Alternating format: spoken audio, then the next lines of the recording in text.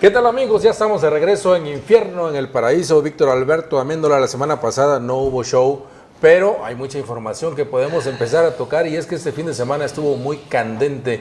¿Cómo está? Antes que nada, la familia crece. Ya tenemos un nuevo integrante de la familia y pues como en las muñecas Barbies, pues también los demás se venden, las demás piezas se venden por separado. Ya llegó un nuevo integrante, el Ken de Elena. ¿Es niño o niña? ¿Qué cosa es? Pues bueno, creo que trabajaba en tribuna, le dicen la pistolita y creo que es bipolar. O binario, ¿cómo es el término? Bicicleta. Bicicleta. No, Francisco Pimienta, ¿qué tal? ¿Cómo está? Muy buenos días, tardes, noches, donde nos esté viendo, a la hora en que nos esté viendo.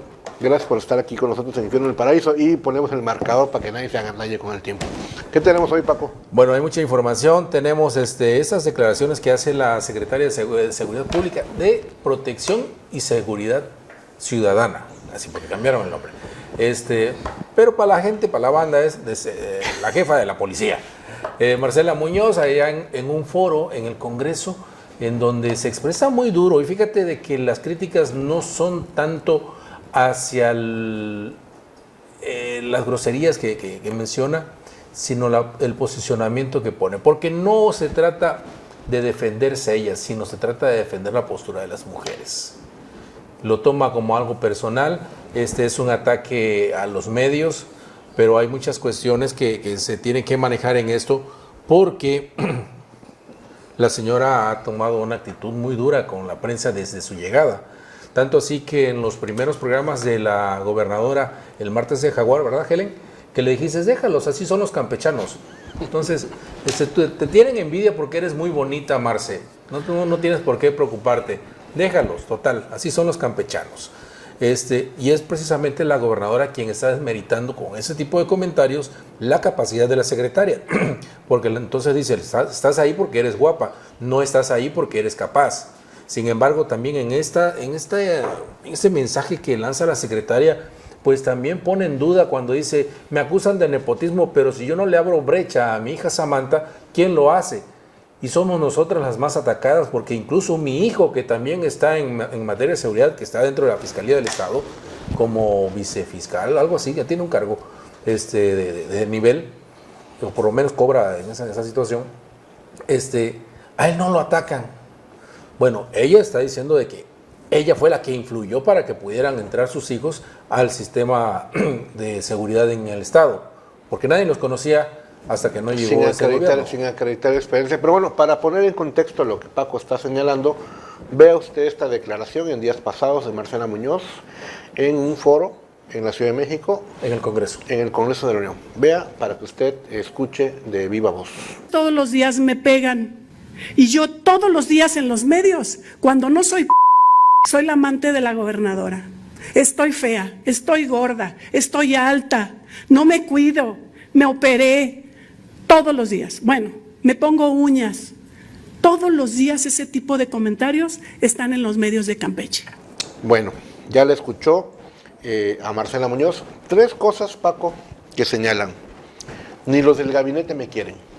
Así es. Dice la misma secretaria de Seguridad Pública, dice, hasta la misma gente del gobierno me critica. Es decir, ahí en un exabrupto, en una declaración inconsciente, la misma secretaria de Seguridad Pública reconoce que ni la misma gente del gabinete de Laida Sansores están como que muy de acuerdo con el trabajo de ella. Ella ahí lo dice. 2, el tema del nepotismo, que tú muy bien lo señalas. Resulta que los 2 hijos, dice, no se configura el nepotismo, pero bueno. Es tráfico de influencias. Tráfico de influencias, su hija en Ciudad del Carmen, el otro hijo aparentemente en la Fiscalía del Estado. Gente que, bueno, no se trata de que no sean oriundos de Campeche, no se trata un tema de xenofobia, pero era gente que no tenía acreditada ningún historial, ninguna experiencia, ningún trabajo previo en Campeche, no conocen el territorio, no conocen la idiosincrasia, no conocen muchas cosas y sin embargo les dan cargos de alto nivel a los 2, tanto a la hija como al hijo. Y ella se justifica que no es un tema de nepotismo. Y el tercero, Paco, deja al titular de comunicación social como un idiota, como un imbécil. A Walter Patrón prácticamente de pendejo no lo baja porque dice, los medios de comunicación me golpean, los medios de comunicación me atacan. No pago prensa. Dice. No pago prensa. Bueno, se supone que una de las tareas del titular de la unidad de comunicación social es precisamente tratar de que las críticas, los medios de comunicación tengan, digamos, un trato mesurado con los integrantes del gabinete. Para eso tienen un presupuesto, para eso tienen un área correspondiente para tratar de hacer un control de daños cuando las críticas y los cuestionamientos son muy duros en el gabinete. Pero Víctor, yo no voy a hablar generalizando a mis compañeros, quizá haya alguien que sí le haya dicho, Marce, móchate con una lana para una entrevista, quizás, pero por lo pronto, en Formato 07, que es el proyecto donde estamos colaborando tú y yo, y otros compañeros, hemos solicitado entrevistas con la secretaria para que nos platique cómo está la situación, qué estrategias, qué se está haciendo en torno a la seguridad de los campechanos. Y esto porque se han suscitado muchos eventos en los cuales llama mucho la atención y da mucho alboroto porque no se daban en la capital, sobre todo en la capital del estado.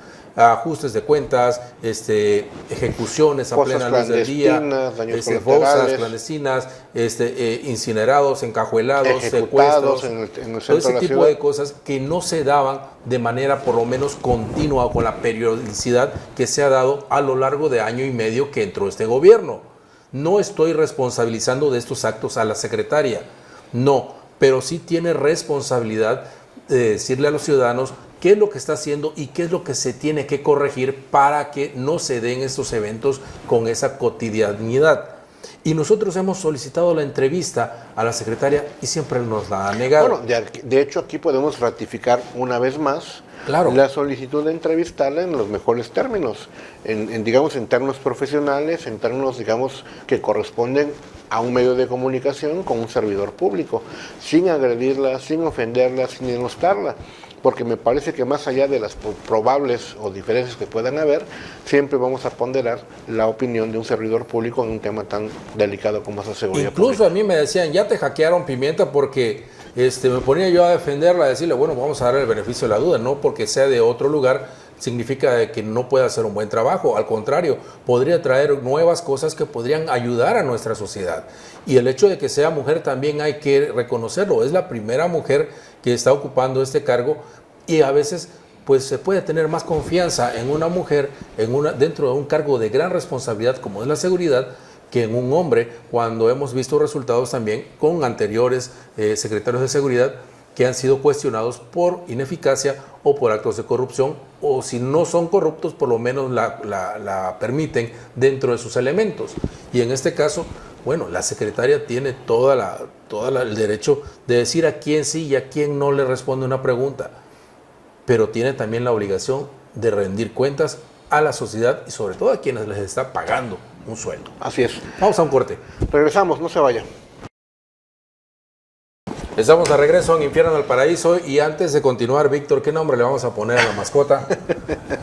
Manu. La pistolita. La pistolita. La Joana. Vamos a dejárselo así, ¿no? La Joana. Su nombre. Y en la pista número 1, Helen. Y en la pista número 2, Joana. Víctor, aprovechando esta alegría que te da, bueno, pues se enterró el INSABI, mataron al Seguro Popular para darle vida a un nuevo sistema de salud pública y no aguantó ni el sexenio. Y no es alusión a nadie que esté enfermo en ese momento, simplemente le dieron los santos óleos al INSABI el día de ayer en una manera sorpresiva porque ni siquiera los diputados o legisladores de oposición se habían enterado de esta situación, les dieron un albazo y que lo reconocieron.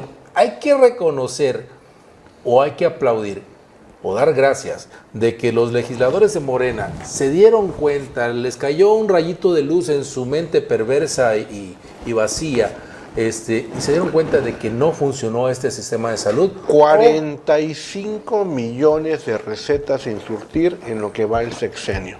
O hay que reclamarle todavía. Somos un país de aproximadamente 120 millones de mexicanos. 130. 130, pónganle usted, según el nuevo censo de hace 3 años, del 2020. Y datos oficiales señalan que 45 millones de recetas del sector salud del ámbito público no han sido cumplidas de manera satisfactoria a las personas que han requerido de ellas. Es decir, en promedio, 1 de cada 3 mexicanos que haya ido al Seguro Social o que no haya ido a ningún sistema de salud, no le han surtido su receta. A 1/3 de la población, según este dato. Solamente en lo que llevamos del 2022, solamente el año pasado, 2022, no se surtieron 10 millones de recetas a los cuentavientes, a los mexicanos, mexicanas que acudieron al ISSSTE, al IMSS o a un área de un hospital público. Bueno, lo que se viene es lo más grave, Víctor, porque entierran el INSABI, pero le cargan más la mano al Instituto Mexicano del Seguro Social, al convertirlo todo en IMSS Bienestar. Si de por sí los derechohabientes sufren para poder tener el avituallamiento de sus recetas, para poder tener acceso a una consulta, para poder tener acceso a una cita, para poder ser programados para una intervención quirúrgica, porque tienen que pasar a veces meses. Y ahora que le cargan más la mano, ¿qué va a pasar entonces? ¿Va a colapsar? Ese es el sistema mejor que el de Dinamarca. No es que vaya a colapsar, Paco. El sistema de salud está colapsado. Lo que pasa es que no nos hemos querido dar cuenta y no lo hemos querido aceptar. Existía algo que se llamaba Seguro Popular. Y toda, digamos, la predisposición con el Seguro Popular de Andrés Manuel López Obrador era que había sido una creación y un diseño de Vicente Fox Quesada. El fondo del asunto era esta idea de borrar con el pasado, desaparecer el Seguro Popular solamente porque era de Vicente Fox, pero era un sistema que ya llevaba años funcionando, ya estaba más o menos implementado. Quizá no perfecto, con deficiencias seguramente, no seguramente, con toda seguridad, el Seguro Popular tenía deficiencias y tenía fallos en su funcionamiento. Pero eran deficiencias y fallos que se podían mejorar. Pero el presidente, con estos rencores, estos odios con todo lo que significaba al foxismo y al calderonato, se dio a la tarea de quitarlo, de desaparecerlo, y tiene la genial idea de implementar el INSABI en el peor momento de la historia del ámbito de la salud pública, cuando el COVID estalla con toda su fuerza, no solamente en México, sino en todo el país. 18 años que duró el Seguro Popular para que sean nada más 3 años. Desmantelas un sistema de salud que tienes más o menos funcionando, lo desmantelas completamente para tratar de implementar algo nuevo en el peor momento de la salud pública de este país. Y entre otras cosas, pues por eso México aparece con el peor manejo de la pandemia junto con Brasil y Estados Unidos en todo el continente americano. Y 3 dolitos después resulta que el INSABI tampoco funciona, desmantelan un sistema de salud mal implementado por parte de esta administración y tratan de recomponerlo llevándoselo al IMSS, llamándole... Hay un mensaje, me parece, hay un mensaje que a ver si podemos poner solamente el audio por derechos de autor, de lo que dice defensor de la ideología obradorista. Vamos a ver el video. Epigmenio Ibarra, Ibarra con Ciro Gómez Leiva, es un video del grupo Imagen sí, TV, del programa de Fórmula, de Grupo Fórmula, donde también aparece, donde Ciro Gómez Leiva es conductor principal. Y vea usted este debate, ojalá lo alcancemos a ver, ojalá que no nos bajen el programa por derechos de autor, pero vea lo que dice Ciro Gómez Leiva y lo que dice Epigmenio Ibarra, como bien señala Paco. Peligro para México. Sí. ¿Cuál peligro para México? Hay una posibilidad... Peligro para México son los asesores que llevaron al presidente López Obrador a crear, como crearon el INSABI. Eso es un peligro para México. No es un peligro para México. Eso es un peligro para México. Murió mucha gente y hubo mucho dolor. Eso sí, y eso no pasa por la ideología, Epigmenio, ni por la derecha conservadora. Hubo un esfuerzo... Fue un pésimo diseño de política pública. Hubo un esfuerzo y un error. No, por ahí no pasan las ideologías. Y un error y se está corrigiendo. Sí. Se está corrigiendo con tantos muertos. Se está corrigiendo. Qué bueno que lo corrijan. No, y la verdad... Esos son los peligros, no la derecha conservadora, no Jacobo Arbenz, no Carlos... ¿Cómo se llama? Castillo Armas. Que te menciona, se está recomponiendo. Hijo de tu Epigmenia madre, ¿cómo recompones las vidas de las personas que fallecieron por no tener medicamentos, por no haber sido atendidas de manera correcta? ¿Cómo recompones eso? No seas estúpido, no seas pendejo, por favor. Y ahí mismo Ciro se lo dice, aquí no se trata de la mafia del poder, ni se trata de los antecesores, se trata de este gobierno que implementó un programa. Ahí habla Ciro Gómez Leiva de los asesores. ¿Quiénes fueron los asesores en materia de salud pública que le dijeron al presidente que implemente el INSABI, que evidentemente no funcionó? Y luego, en el colmo de la burla, en el colmo del cinismo, del descaro del presidente, decir, vamos a tener en tanto tiempo un sistema de salud como el de Dinamarca. Ya no tenemos ni sistema de salud, caramba. Y bueno, ahí están las cosas, ahí están las consecuencias de tener, de actuar con el hígado, de actuar con el rencor, de no actuar mediante políticas públicas bien aplicadas, bien implementadas, con un estudio, un diagnóstico científico, con un diagnóstico serio que te permita hacer cambios.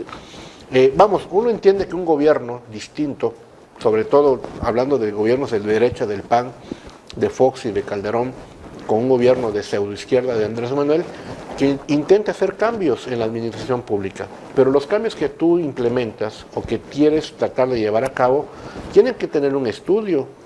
Es como cuando tú quieres vender un producto, un estudio de mercado. Pues bueno, aquí tiene que haber un estudio de políticas públicas, una evaluación de cómo encuentras el sector salud. Y al presidente se le hizo muy fácil desmantelar el Seguro Popular, implementar algo que ya fracasó, y vamos a ver cómo nos va con el bienestar. Yo soy de la idea que se deben de fincar responsabilidades a quienes implementaron un programa sin tener ninguna chingada certeza de que esto iba a funcionar.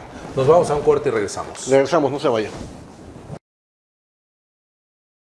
Estamos en este último segmento de Infierno en el Paraíso. Víctor, este fin de semana se dio en la ciudad de Mérida mucho revuelo dentro de los medios de comunicación, luego de que el diario de Yucatán diera a conocer de que el presidente había sufrido un desvanecimiento previo a una gira de supervisión, como lo es ya muy común, de supervisión de las obras del Tren Maya. Eso generó que el presidente fuera trasladado inmediatamente a la Ciudad de México, y a pesar de que en un principio el vocero de presidencia, Jesús Chucho Ramírez Ramírez Cuevas, lo negara, pues bueno, poco a poco comenzó a fluir un poquito de información y se quedó estancado. O sea, ellos mismos han sido los responsables de esta desinformación y de las especulaciones en torno a la salud del presidente, porque no sabemos nada. Ya el presidente en 2 ocasiones anteriores se había contagiado de COVID y había él mismo buscado la manera de mostrarle a los ciudadanos, a los mexicanos, de que estaba pues bien, o sea, de lo que cabe, bien, que estaba en recuperación. Sin embargo, en esta ocasión no. Dicen de que está bien de su salud, que se está recuperando, que solamente tiene un poquito de gripe, que tiene un poquito de fiebre, que tiene cansancio, pero no ha salido ni una imagen, y eso llama mucho la atención porque el presidente es un hombre muy obsesionado con el trabajo mediático para poder mantener esta estrategia de disuadir los temas importantes para presentar cortinas de humo y que la gente pues no les cuestione las deficiencias de este gobierno. Eso es lo que se está reclamando a presidencia. La verdad, una situación muy difícil, muy complicada, porque esa gente pues realmente muy honesta y muy sinceros no son. Bueno, es un gobierno de mentiras y de manipulación y de engaños. Y como tú bien señalas, la cronología es más o menos así como tú bien indicas. El presidente hace una gira de trabajo en la península, particularmente en Mérida, Yucatán, con el gobernador, con empresarios, con el tema del Tren Maya. El periódico Diario de Yucatán, un reportero de ellos, utiliza el término desvanecimiento. Es el término que se utiliza. Luego vino la discusión si había sido un desmayo o un desvanecimiento. Yo me imagino que clínicamente debe ser contextos o conceptos diferentes. Luego el tema se empieza a agudizar porque Jesús Ramírez, como también bien señalas, que es el vocero de la presidencia, desmiente lo publicado por el Diario de Yucatán, dice que la gira se mantiene y que el presidente está bien. 3 doritos después, se informa que el presidente ha sido trasladado de urgencia en un avión militar de la ciudad de Mérida a la Ciudad de México, y salen terceros a anunciar que el presidente tiene COVID. Se publica un Twitter donde dice amigas y amigos. Hay algunas personas que señalan con el Twitter completo que no es un lenguaje ni son las palabras que el presidente usualmente utiliza. lo cual lleva a suponer o a sospechar que este tuit realmente no ha sido publicado por el presidente, sino por alguien de su equipo de trabajo de comunicación social o de presidencia. Luego sale el secretario de Gobernación, anuncia que él va a hacerse cargo de las mañaneras, que el presidente está bien. Luego sale Beatriz Gutiérrez Müller a decir que el presidente está guardadito, que está contispado, que está bien.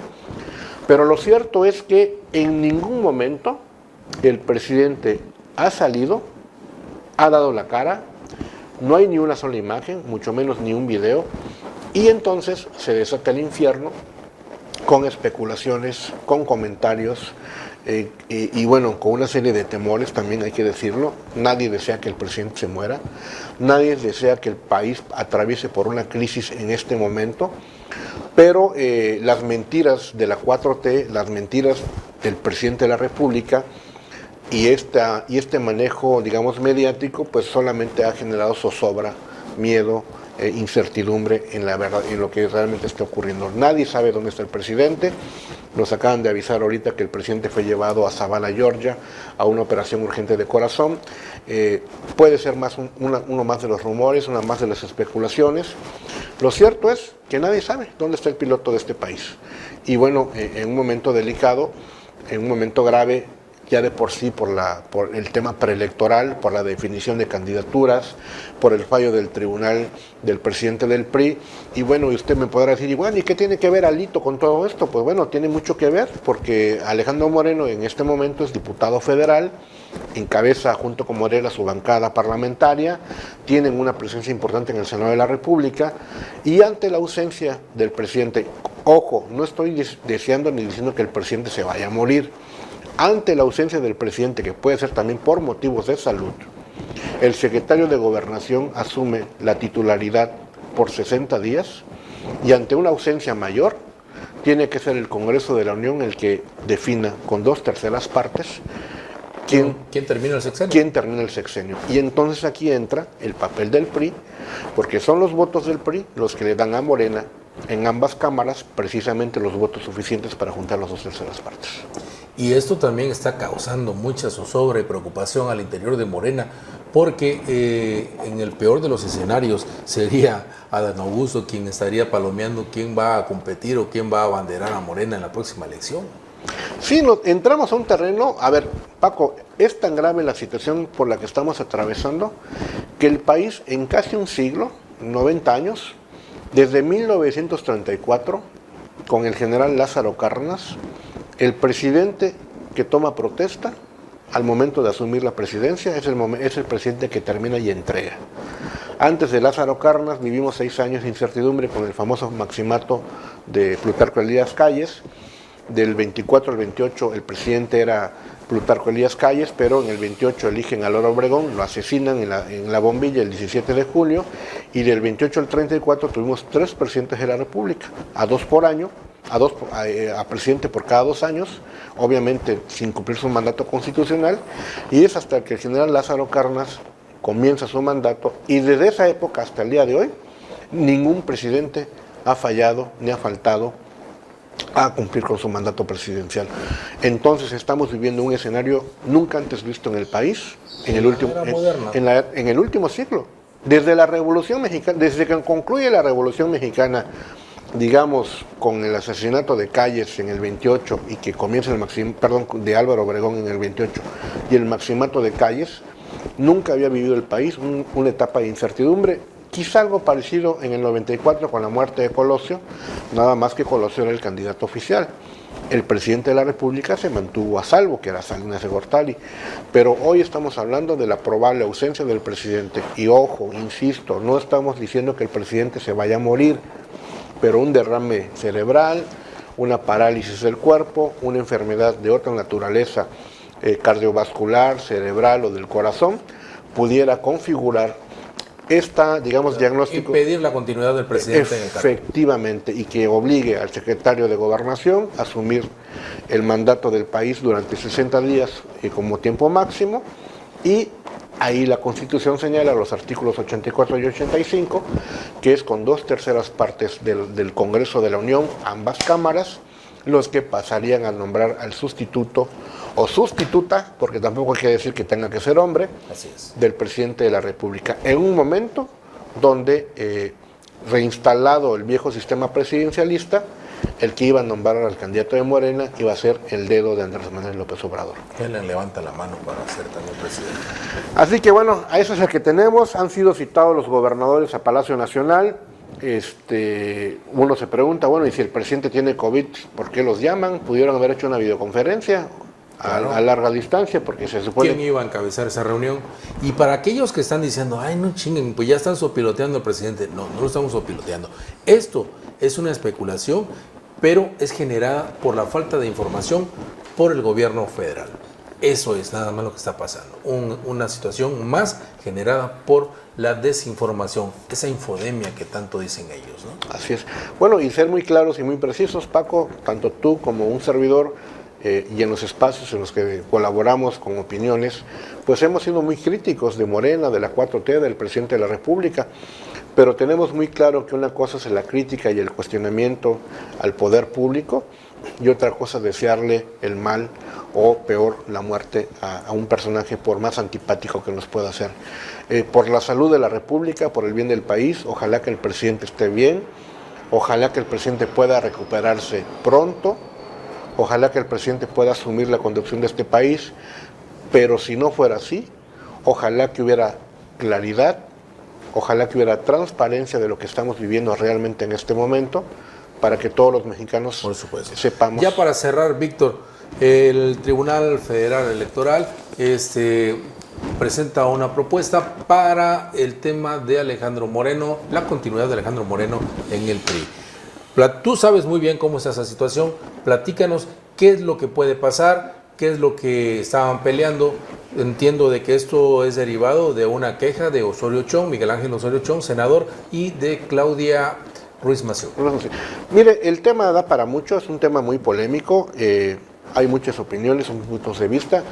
Rápidamente, antes de que el presidente López Obrador propusiera el famoso Plan B, el proceso electoral en México comenzaba o da inicio en la primera semana de septiembre. Alejandro Moreno Cárdenas, o el presidente del PRI, para no personalizarlo, porque no es un tema de individuos en lo particular, es un tema de diseño institucional de estatutos. El estatuto del PRI dice que el presidente del PRI, quien esté en funciones, cuando su mandato concluye, pero el proceso electoral da inicio en un periodo no mayor de 90 días, señala que el presidente del PRI puede extender su mandato estatutariamente hasta después de concluido el proceso electoral. Es decir, si el presidente actual del PRI concluía el 19 de agosto sigue septiembre, primera semana de septiembre, hay menos de 90 días, estatutariamente el presidente del PRI puede solicitar a su consejo que su mandato se extienda hasta después del 24. Es decir, no concluiría el 19 de agosto, sino concluiría hasta después de concluido el proceso electoral. ¿Por qué? Porque dentro de la ley electoral se establece de que no pueden haber cambios durante el proceso electoral. Cambios de dirigentes de partido. Más que eso, es la facultad del PRI de postergar el mandato. Sí, que es un tema diferente con el de Morena. ¿Qué es lo que ocurre? El presidente López Obrador manda una iniciativa de ley y el presidente plantea que en lugar de que el proceso comience la primera semana de septiembre, lo manda a la tercera semana de noviembre. Y entonces ahí los 90 días del actual presidente del PRI ya no alcanzan para postergar su mandato. ¿Qué es lo que hace el PRI en diciembre? Dice, bueno, si el presidente del PRI tenía un derecho hasta antes de la reforma, lo que vamos a hacer es adecuar los estatutos del PRI a esta reforma electoral. Y el PRI plantea que en lugar de ser 90 días naturales, sean 90 días hábiles. Y entonces ya del 19 de agosto alcanza la tercera semana de noviembre. Osorio Chong impugna esa modificación y él la impugna ante el tribunal y el tribunal le dice, no es facultad mía, se la regresa al INE y el INE hace unas semanas sesiona y lo que el INE sesiona no es que diga que la reforma fue ilegal, sino que dice que la causa justificada bajo la cual el PRI llevó a cabo la reforma estatutaria no fue debidamente acreditada. No está diciendo que ni sí, que si no, simplemente que no fue acreditada la causa justificada. Y entonces el PRI impugna y se va ante el tribunal. Y esa votación en el INE quedó con 6-5, es decir, una mayoría o una minoría, como lo quieras ver, realmente débil. Es decir, hubo una mitad de consejeros que pensó que lo que hizo el PRI estuvo correcto, y una mayoría mínima de consejeros dijo que había sido incorrecto. Se va al tribunal y hoy el magistrado que lleva a cabo la ponencia dice que el INE se equivocó y que el presidente del PRI tiene derecho a hacer esta reforma estatutaria, con la cual quedaría nuevamente en posibilidad de postergar su mandato hasta que después que concluya el proceso electoral del 2024. Todavía no se ha llevado, digamos, la ponencia al pleno del tribunal, se va a votar todavía, pueden pasar muchas cosas, puede resolver de fondo, o incluso el tribunal puede decirle, oigan, la causa justificada ya quedó acreditada porque la reforma electoral del presidente ya está en la Suprema Corte, resuelvan de fondo y puede regresar el expediente al INE para que el INE se pronuncie sobre la constitucionalidad de la reforma. El INE no se ha pronunciado sobre la constitucionalidad de la reforma, lo que ha dicho simplemente es que no se acreditó la causa justificada, algo así como que reponga el procedimiento. Ok, y esto pone, pues bueno, en stand-by también la situación, porque podría aplicarse el mismo criterio que se utilizó para la situación de Mario Delgado en el partido Morena. Así es, no, o incluso ante la ausencia del presidente, como parte de una negociación, Adán Augusto como encargado de despacho puede solicitar ante la Suprema Corte que el tema se congele. Hay muchos escenarios legales y políticos que no son necesariamente el mismo, porque no olvidemos algo muy importante.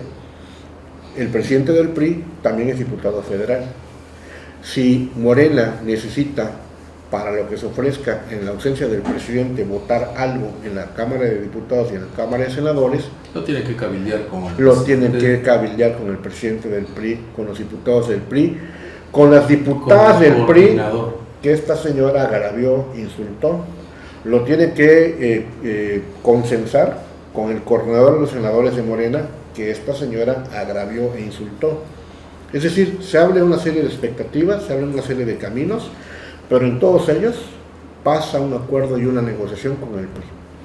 Bueno, nos hemos extendido un poquito, pero habían temas muy interesantes, muy buenos, y yo les quiero nada más pedir que por favor le den like, compartan, comenten en este espacio. Estamos en formato 07 en YouTube, estamos en formato 07 en Facebook, estamos también ya preparando nuestra página de Infierno en el Paraíso, y pues con Helen y con Joana. Con la Joana, y también estamos en Telemar. ¿Todavía estamos en Telemar? Estamos en Telemar. La semana no salimos porque, bueno, ya sabe, las vacaciones, el show, ya sabe.